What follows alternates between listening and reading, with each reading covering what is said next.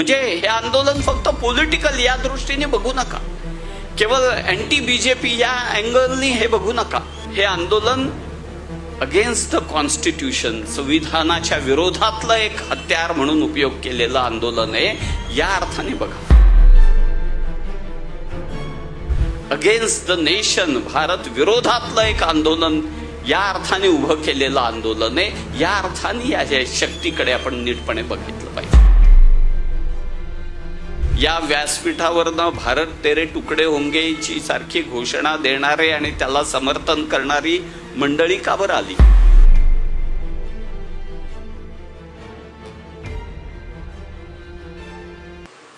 भारत हा युवा देश आहे. सगळ्यात जास्त जगामध्ये युवा इथे आहेत. आणि त्याच्यामुळे युवा म्हणजे काय, तर युवा म्हणजे ऊर्जा आहे, युवा म्हणजे हिम्मत आहे, साहस आहे, धैर्य आहे, सब कुछ न्योछावर करने की वृत्ती है. असे बरेच गुण युवाच्या ह्याच्यात आहे. आणि म्हणून म्हटलं जातं युवकांच्या ओठी जी गीतं आहेत ती गीतं त्या देशाचं भविष्य सांगतात. ती गीतं म्हणजे केवळ गीतं नाही आहेत, तर गीतं म्हणजे त्या युवकांची स्वप्न काय आहेत, आकांक्षा काय आहेत, ते ज्या मूल्य व्यवस्थेवर विश्वास ठेवतात ती मूल्य व्यवस्था कोणती आहे, त्यांचे आदर्श कुठले आहेत, त्यांचा दृष्टिकोन कुठला, हे दाखवणारे ते एक प्रतीक आहेत. आणि म्हणून ही जर गीतं देशभक्तीची, साहसाची, नवाचाराची, एकतेची अशी असतील तर स्वप्न जे असेल देशाचं त्यांच्या सगळ्या युवकांच्या समोर आणि देशाचं भविष्य असेल ते एकदम सकारात्मक असेल. पण ती जर गीतं विद्रोहाची असतील, द्वेषाची असतील, स्वार्थाची असतील, निराशेची असतील, उदासीनतेची असतील तर त्या देशाचं भवितव्य हे नेहमी खतऱ्यात असू शकतं. आजच्या या कालावधीमध्ये जेव्हा कॉकरोच जनता पार्टीचं आंदोलन जेव्हा झालं त्या वेळामध्ये या युवकांमध्ये काम करणारे संघटन आणि एक राष्ट्रीय विचार घेऊन काम करणारं संघटन हे त्याचा रिलेव्हन्स, त्याची प्रासंगिकता ही अधिकाधिकपणे ठळकपणे जाणवते. आत्ताचं CJPचं जे आंदोलन झालं त्या आंदोलनाचा खरोखर एक केस स्टडी म्हणून सगळ्यांनी अभ्यास करायला पाहिजे. हे केवळ आत्ता म्हणून उघडकीस समोर आलं सगळ्यांच्या ठळकपणे, पण हे तसं गेल्या काही वर्षापासून सतत चाललेला फिनॉमिना आहे. आणि जर अभ्यास करायचा असेल तर या सगळ्या आंदोलनाची क्रोनॉलॉजी काय, त्याची मेथडॉलॉजी काय, त्याची सपोर्ट सिस्टीम काय आणि त्यांनी वापरलेले इनोव्हेटिव्ह एक्सपेरिमेंट्स कुठले आहेत आणि त्याच्यामागची विचारधारा कुठली आहे, या सगळ्याचा अभ्यास करायला पाहिजे. क्रोनॉलॉजी बघितली तर अभिजित डिपके त्या अर्थाने मराठवाड्यात आपलाच इथला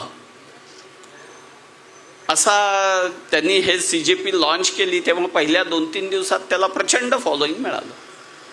आणि मग प्रत्यक्षामध्ये तो भारतात आला आणि भारतात 6 तारखेला आला, 7 तारखेला त्यांनी आंदोलन केलं. त्यावेळी पाहिजे तेवढा काही प्रतिसाद मिळाला नाही. मग 7 ते 19 जूनपर्यंत तो देशभरातल्या वेगवेगळ्या शहरांमध्ये फिरला आणि त्या वेगवेगळ्या शहरांमध्ये त्यांनी आंदोलन उभं केलं, करण्याचा प्रयत्न केला. तिथे सुद्धा त्याला प्रतिसाद तसा काही मिळाला नाही. आणि 20 तारखेपासनं मग जंतर मंतरवर एका अर्थाने एक ठिय्या आंदोलन सुरू केलं आणि क्रमशः त्याच्यानंतर या आंदोलनाचं स्वरूप बदलत गेलं. असं काय झालं असावं की या आंदोलनाचं स्वरूप बदललं? अशी कुठली सपोर्ट सिस्टीम त्याच्याशी अटॅच झाली हे जर बघायचं असेल तर कुठल्या कुठल्या संस्था, संघटना या आंदोलनात जोडल्या गेल्या त्याची एक यादी बघायला पाहिजे. म्हणजे आपल्याला त्याची एक जी सपोर्ट सिस्टीम जी आहे त्याची एक कल्पना येऊ शकते. या आंदोलनात स्वाभाविक वयोगट हा युवा वयोगट होतो, विद्यार्थ्यांचं आंदोलन होतं आणि त्याच्यामुळे अनेक विद्यार्थी संघटना या जोडल्या गेल्या. त्यातलं प्रॉमिनंट जे व्यासपीठाचं संचालन करत होते त्या अर्थाने असं इतके प्रॉमिनंट स्थान ज्याचं होतं ते संस्था होती ISA, all India student association. दुसरी सक्रिय जी लीड होती, नेतृत्व, अनेक संघटनांची नावं घेता येतील, पण दुसऱ्या अर्थाने सक्रिय अशी संघटना होती SFI. अनेक मानवाधिकार संघटना याच्याशी जोडल्या गेल्या. ॲम्नेस्टी इंटरनॅशनल जोडली गेली, ह्युमन राईट्स वॉच जोडलं गेले, People's Union for Civil Liberties जोडल्या गेल्या, Citizens for Justice and Peace जोडलं गेले. अनेक जनजाती संघटना याच्याशी जोडल्या गेल्या. All India Union of Forest Working People जोडलं गेलं, बिरसा आंबेडकर फुले स्टुडंट असोसिएशन जोडलं गेलं, All Tribal Assam Students Union जोडलं गेलं. अनेक महिला संघटना याच्याशी जोडल्या गेल्या. पिंजरा तोड कलेक्टिव्ह, आपल्याला आठवण असेल की पिंजरा तोड आंदोलन मागच्या काही वर्षामध्ये 50 विद्यापीठांमध्ये झालं होतं. त्याचा एक फोरम केलेला आहे त्यांनी, पिंजरा तोड कलेक्टिव्ह म्हणून. National federation of Indian women जोडलं गेलं, women against sexual violence and state repression जोडलं गेलं, जेंडर जस्टिस कलेक्टिव्ह जोडलं गेलं. अशी अनेक मोठी सूची बनू शकते. अनेक मुस्लिम संघटना याच्याशी जोडल्या गेल्या. स्टुडंट इस्लामिक ऑर्गनायझेशन जोडल्या गेल्या, Muslim Student Organisation and Collective जोडलं गेलं, अल्पसंख्याक म्हणजे minority and Bahujan Right Forum जोडलं गेलं. अनेक ईसाई संस्था याच्याशी जोडल्या गेल्या. युनायटेड ख्रिश्चन फोरम जोडलं गेल्या, ऑल इंडिया कॅथलिक युनियन जोडलं गेलं, national council for of churches in India NCCI म्हणून आहे, प्रसिद्ध संस्था आहे, ती जोडली गेली. मग अशी म्हटलं तसं अनेक लीगल विषयात काम करणाऱ्या संस्था सुद्धा जोडल्या गेल्या, पर्यावरण विषयात काम करणाऱ्या संस्था जोडल्या गेल्या, पत्रकारिता विषयक संस्था अनेक जोडल्या गेल्या, एडिटर्स गिल्ड ऑफ इंडिया जोडले गेले, रिपोर्टर विदाऊट बॉर्डर्स जोडलं गेलं, किसान युनियन जोडल्या गेल्या, संघटना जोडल्या गेल्या. ज्यांनी किसान आंदोलन उभारल्या अशा 2 प्रमुख संघटना, संयुक्त किसान मोर्चा आणि भारतीय किसान युनियन, हे जोडलं गेलं. अनेक मजदूर संघटना जोडल्या गेल्या, All India traders union council, नंतर सेंट्रल ट्रेड युनियन C2 म्हणतात त्याला. अशा अनेक कामगार संघटना जोडल्या गेल्या.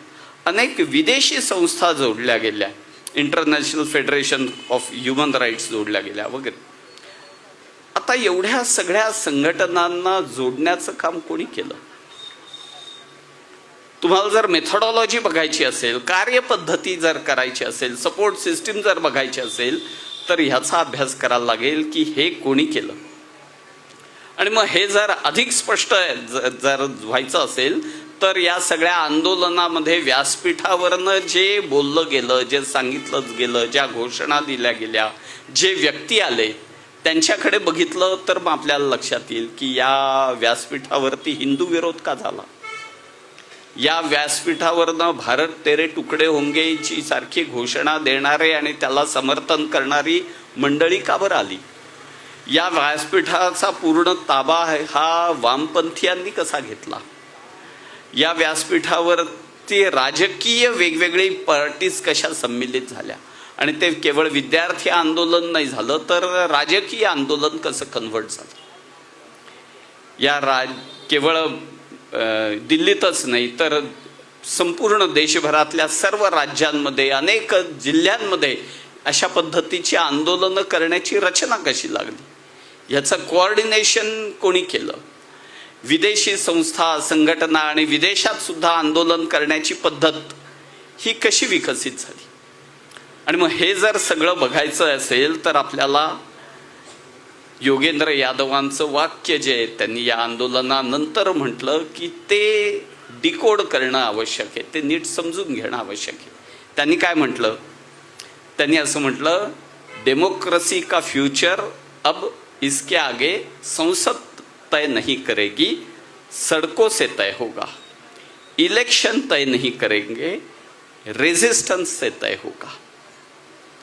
हे वाक्य काय आहे तर हे नीट समजून घेतलं, ह्याच्या मागचं तत्वज्ञान हे जर डिकोड केलं तर या आंदोलनाच्या मागे, आंदोलनाचा कॉज जो आहे तो जेन्युइन आहे, पण आंदोलन भरकटलं कसं गेलं, ते कब्जात कुणाच्या गेलं, ते जर नीट बघितलं तर त्या आंदोलनाचा अर्थ आपल्याला नीटपणे कळू शकेल. या आंदोलनात म्हणूनच म्हटलं की आपल्याला खूप काही शिकण्यासारखं आहे.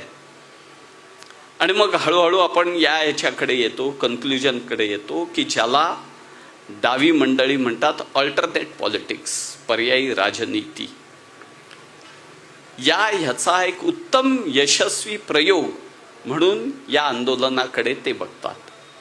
आता हे पर्यायी राजनीती म्हणजे काय, याच्यामध्ये त्यांनी एक थिअरी मांडलेली आहे. ते म्हणतात की subversion of democracy through democratic means.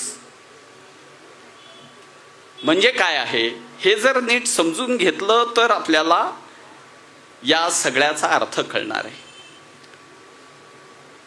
या अल्टरनेट पॉलिटिक्स म्हणजे काय, तो आणि हे सगळं व्यवस्थित त्यांच्या शास्त्र, त्यांचे चांगली गोष्ट अशी आहे की हे वेल डॉक्युमेंटेड आहे, हे व्यवस्थित शिकवलं जातं. आणि इटालियन तत्ववेत्ता आहे ग्रामस्की, त्यांनी ही थिअरी जे कल्चरल हेजिमनी म्हणून मांडली. आणि त्या कल्चरल हेजिमनीमध्ये तो सांगतो की या संस्कृती जी आहे केवळ आर्थिक आधारावरती या देशामध्ये क्रांती नाही आता होऊ शकत. तर क्रांती करायची असेल तर आपल्याला ज्या सगळ्यांना बांधणारी संस्कृती आहे त्या संस्कृतीची हेजिमनी खतम केली पाहिजे, नष्ट केली पाहिजे. आणि म्हणून ही संस्कृती नष्ट केली पाहिजे. आणि म्हणून आपण जेव्हा डिकन्स्ट्रक्शन थिअरी, एक दुसरी थिअरी आहे त्यांची, ती बघतो की रामाचं डिकन्स्ट्रक्शन बघतो किंवा वेगवेगळ्या आपल्या आदर्शांचं डिकन्स्ट्रक्शन बघतो की रामाला चॅलेंज केलं जातं, राम तुमचा आदर्श कसा असू शकतो, राम तर महिला विरोधी आहे, आपल्याच पत्नीला त्यागलं, शंभुकाचा वध केला, दलित विरोधी आहे राम आहे, तर असा आदर्श कसा राहू शकतो. दिस इज डिकन्स्ट्रक्शन ऑफ राम. तर अशा पद्धतीने काम करण्याची पद्धत कशी आहे हे जरा नीटपणे आपल्याला समजून घेतलं पाहिजे. आणि म्हणून त्यांचा पर्यायी राजनीती म्हणजे अल्टरनेट पॉलिटिक्स जेव्हा म्हणतो तेव्हा दोन त्यांनी हे म्हटले. त्यांनी एक म्हटलं की एक व्यवस्था ज्या आहेत या, म्हणजे आता संसदीय लोकशाही आपण स्वीकारलेली आहे, ही व्यवस्था आहे, ही व्यवस्थेच्या आधारावरती या व्यवस्थेतच राहिलं तर आपल्याला क्रांती नाही करता येणार. आणि त्याच्यामुळे या संसद आणि याचे सगळ्या संस्था ज्या आहेत, म्हणजे न्यायव्यवस्था असेल, पोलीस असेल, प्रशासन असेल, या सगळ्या व्यवस्था ज्या आहेत या चॅलेंज केल्या पाहिजे, या सिस्टीम्स ज्या आहेत या चॅलेंज केल्या पाहिजे. आणि या चॅलेंज कशा करायच्या, तर दोन मार्ग आहेत. एक आहे तुम्ही या इलेक्शनच्या प्रोसिजरमध्ये शिरा आणि या इलेक्शनच्या प्रोसिजरमध्ये शिरून एकदा का ताबा मिळवला या सगळ्या ह्याच्यावरती आणि मग तुम्ही या सगळ्या व्यवस्था बदला. तसे त्या विचाराच्या मंडळींनी प्रयोग करून बघितले, पण इलेक्शनमध्ये जिकडं काही शक्य नाही झालं. मग दुसरा पर्याय काय त्यांच्याकडे, तर दुसरा पर्याय subversions of democracy through democratic means. म्हणजे काय, तर लोकशाहीने दिलेल्या अधिकारांचाच उपयोग करायचा. लोकशाहीने अधिकार कुठले दिलेत की तुम्हाला एक्सप्रेशनचं स्वातंत्र्य दिलेलं आहे, फ्रीडम ऑफ एक्सप्रेशन आहे. मग तुम्ही आंदोलनाचं स्वातंत्र्य आहे तुम्हाला, आणि मग हे आंदोलनाचं स्वातंत्र्य, एक्सप्रेशनचं स्वातंत्र्य ह्याचा उपयोग करून पुढचे कामं करायची. मग कामं काय आहेत, तर त्यांनी एक 5 स्टेप ठरवलेले आहेत त्याच्या. एक आहे इन्फिल्ट्रेशन अँड टॅक्टिकल पार्टिसिपेशन असं ते म्हणतात. ह्याच्यामध्ये इन्फिल्ट्रेशन कसं करायचं सगळ्या सिस्टीममध्ये, तुमच्या न्याय व्यवस्थेमध्ये, तुमच्या शिक्षण व्यवस्थेमध्ये, तुमच्या ब्युरोक्रेसीमध्ये. हे म्हणून शिक्षण व्यवस्थेमध्ये मग कुठल्या थिअरीज नवीन येतात. क्रिटिकल थिअरी कशी शिकवली जाते, किंवा DEI इंडेक्स हा कॉर्पोरेटमध्ये सुद्धा येतो. This is subversion of corporate also. तर अशा पद्धतीने सबव्हर्जन करायचं, त्याचं इन्फिल्ट्रेशन करायचं. दुसरं करायचं, या इन्स्टिट्यूशन्सचं खच्चीकरण करायचं, या इन्स्टिट्यूशनला चॅलेंज करायचं, या इन्स्टिट्यूशन्सवरचा विश्वास उडाला पाहिजे. मग न्यायव्यवस्थेवरचा उडाला पाहिजे, तुमच्या इलेक्शन कमिशनवरचा उडाला पाहिजे, पोलीस प्रशासनावरचा उडाला पाहिजे. म्हणून वेगवेगळे प्रश्न उपस्थित करा त्यांच्या विरुद्ध.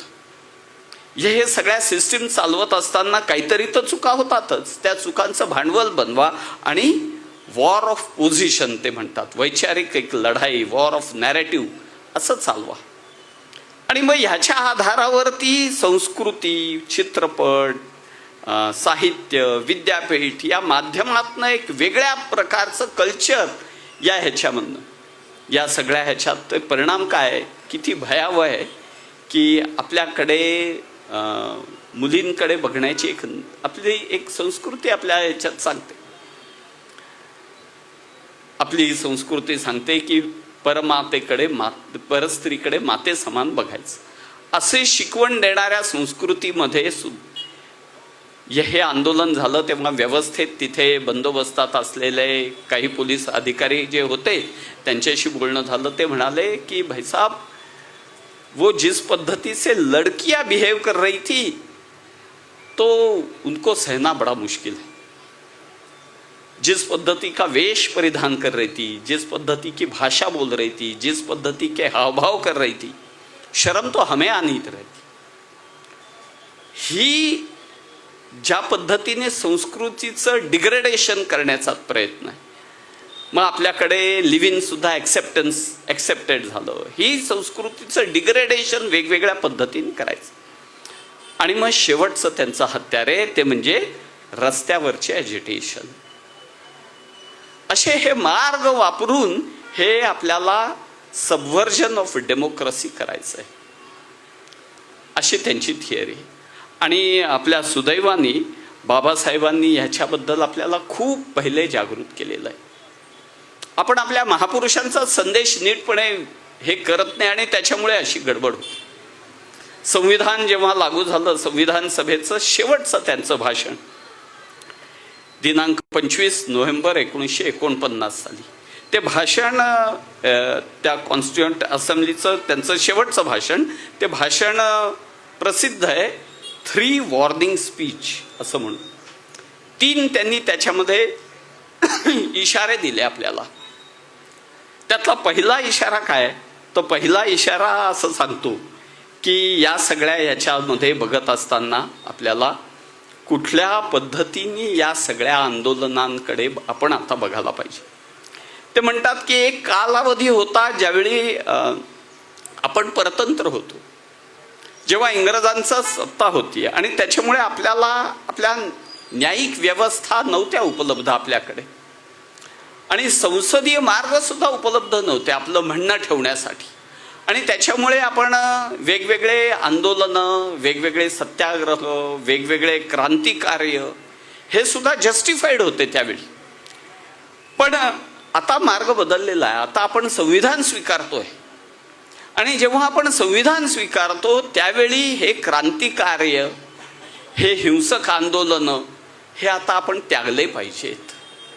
हे जर आपण याच्या पुढेही स्वीकारलं तर काय होईल, तर डेमोक्रेसी ही टिकू नाही शकणार. आणि म्हणून त्याला बाबासाहेबांनीच या सगळ्या प्रक्रियेला एक शब्दप्रयोग त्यांनी हे केला होता. त्यांनी या सगळ्या दाव्यांच्या प्रक्रियेला म्हटलं होतं ग्रामर ऑफ अनार्की, अराजकतेचं व्याकरण. हे ग्रामर ऑफ अनार्की आता आपण पूर्णपणे नाकारलं पाहिजे.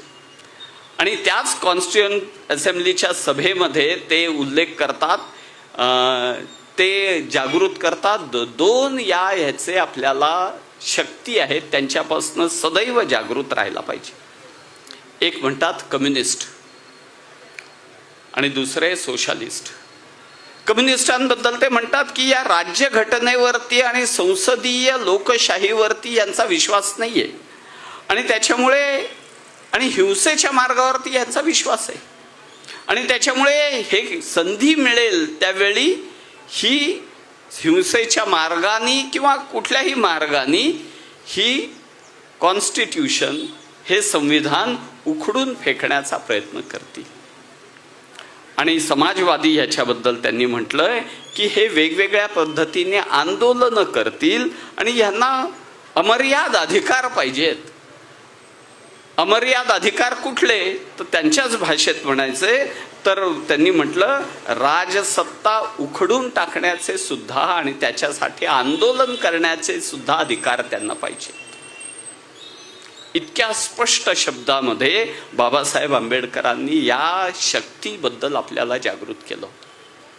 आणि म्हणून आपल्याला या सगळ्या युवांमधल्या कामाचं महत्त्व जे आहे हे अधिक आपल्याला आहे. आपल्याला जर विकसित देश बनायचं असेल, जसं भरतजींनी त्यांच्या भाषणामध्ये सांगितलं की विकसित देश बनायचा असेल तर या युवा शक्तीचं एक मोठं योगदान आपल्याला पाहिजे. पण ही युवा शक्ती कशी पाहिजे, कुठले संस्कार पाहिजे, कुठली स्वप्न पाहिजे, कुठली गीतं पाहिजे त्यांच्या ओठी, हे मात्र नीट काळजीपूर्वक आपण ठरवलं पाहिजे. आणि त्याच्यासाठी जे काही आपल्याला म्हणजे हे आंदोलन फक्त पॉलिटिकल या दृष्टीने बघू नका, केवळ अँटी बीजेपी या अँगलनी हे बघू नका. हे आंदोलन अगेन्स्ट द कॉन्स्टिट्यूशन, संविधानाच्या विरोधातलं एक हत्यार म्हणून उपयोग केलेलं आंदोलन आहे या अर्थाने बघा. अगेन्स्ट द नेशन, भारत विरोधातलं एक आंदोलन या अर्थाने उभं केलेलं आंदोलन आहे. या अर्थाने या शक्तीकडे आपण नीटपणे बघितलं पाहिजे. आपल्याला जर विकसित देश बनायचा असेल, जसं भरतजींनी त्यांच्या भाषणामध्ये सांगितलं की विकसित देश बनायचा असेल तर या युवा शक्तीचं एक मोठं योगदान आपल्याला पाहिजे. पण ही युवा शक्ती कशी पाहिजे, कुठले संस्कार पाहिजे, कुठली स्वप्न पाहिजे, कुठली गीतं पाहिजे त्यांच्या ओठी, हे मात्र नीट काळजीपूर्वक आपण ठरवलं पाहिजे. आणि त्याच्यासाठी जे काही आपल्याला म्हणजे हे आंदोलन फक्त पॉलिटिकल या दृष्टीने बघू नका, केवळ अँटी बीजेपी या अँगलनी हे बघू नका. हे आंदोलन अगेन्स्ट द कॉन्स्टिट्यूशन, संविधानाच्या विरोधातलं एक हत्यार म्हणून उपयोग केलेलं आंदोलन आहे या अर्थाने बघा. अगेन्स्ट द नेशन, भारत विरोधातलं एक आंदोलन या अर्थाने उभं केलेलं आंदोलन आहे. या अर्थाने या शक्तीकडे आपण नीटपणे बघितलं पाहिजे.